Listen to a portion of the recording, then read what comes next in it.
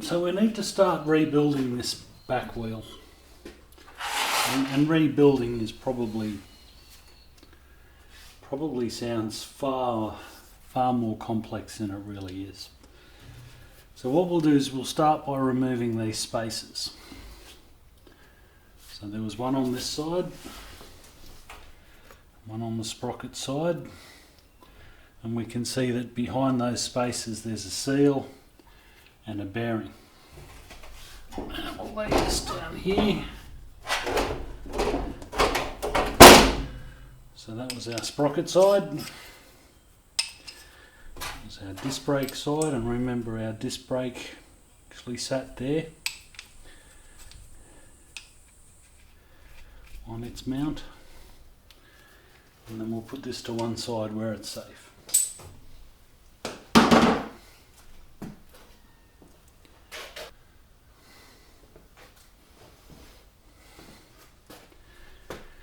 Now if I actually pull on this, it will come out, and behind it will be some rubbers.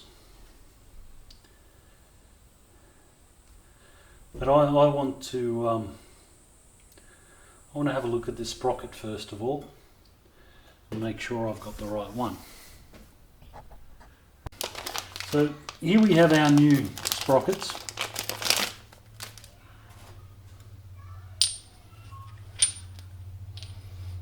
Good idea just to have a bit of a look and make sure they are the right ones.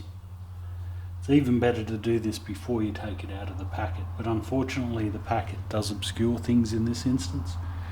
So just making sure that those splines are the same, but you could easily just put it onto the back onto the side of the gearbox where it came off, and of course if it doesn't fit it will become really obvious.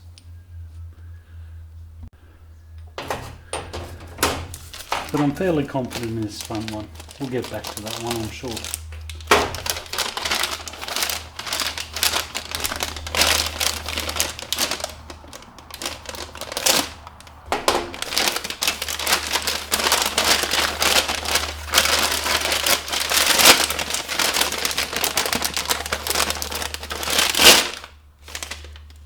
There we go.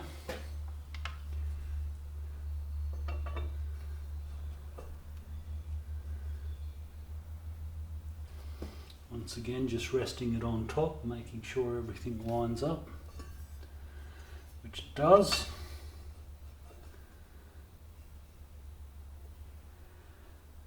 Mostly what I'm looking at here is the holes, the bolt holes that hold it on.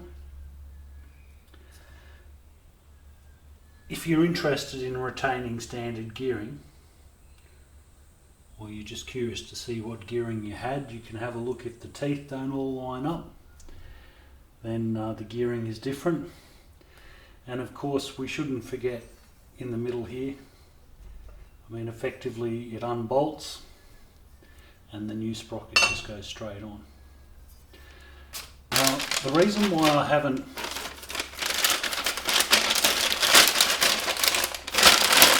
removed that yet because I just wanted to make sure that the sprocket was held tightly. What I mean by held tightly is that currently that is in a nice stable position where I can yank on it. Though if they're really hard, I will yank this right out, no doubt.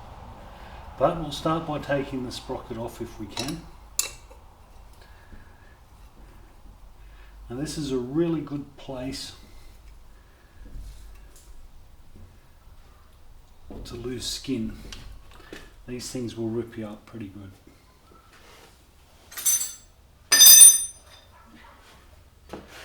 And I'm guessing this is the factory sprocket.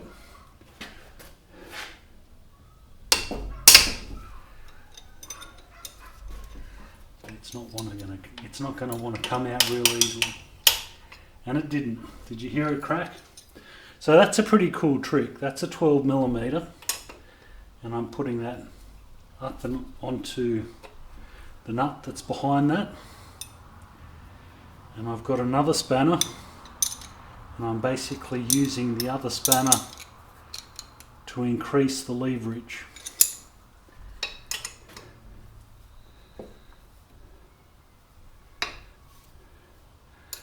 I'm really, really lucky, I might get this thing off without losing more blood than I usually do.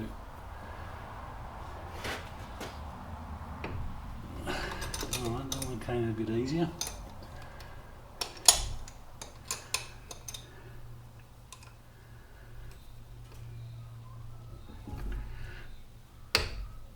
That one did not.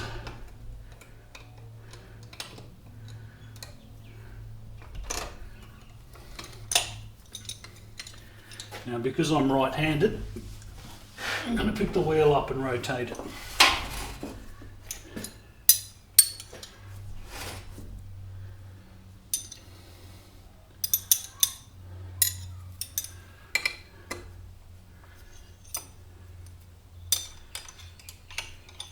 I might get through this yet without drawing blood.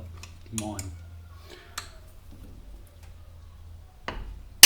That's another one that didn't want to come.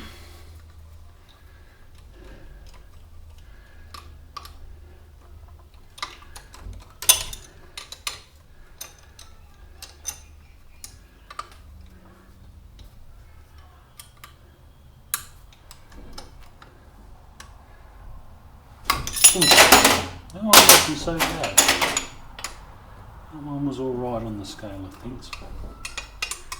And this should be the last one.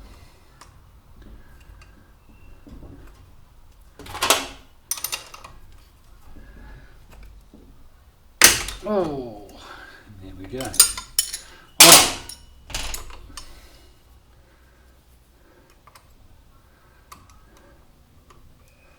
Excellent. Oh.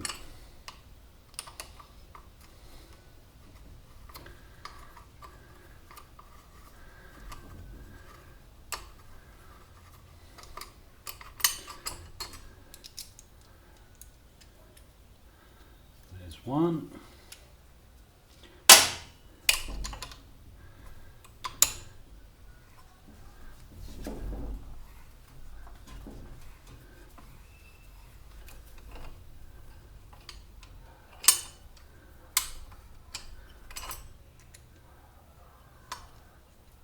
And two.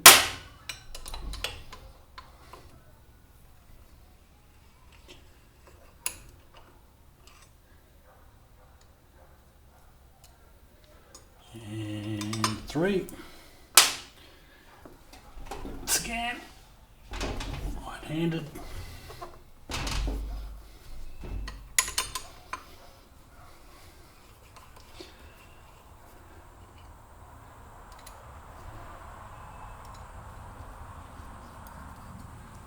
Four. Oops.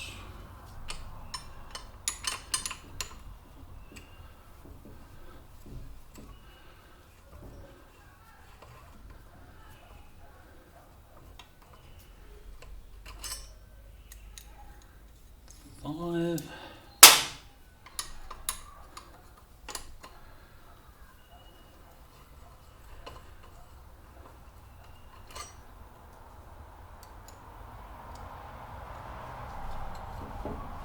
I knew there was a washer hidden there.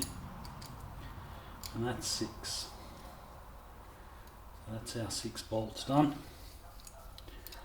And hold the sprocket on. Now that doesn't guarantee that the sprocket is going to come off easily though. Huh. Alright. Nice. Okay, so you can see what I did there. You don't have to leave that sprocket in there. You can actually take the carrier out, which is done like this. Okay, but I've left it in there to give me something to grab onto. Now the next thing we've got here is the cush drives. And we have a bearing.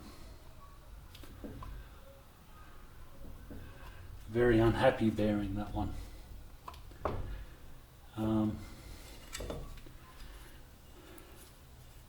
Let's just drop that there for a second.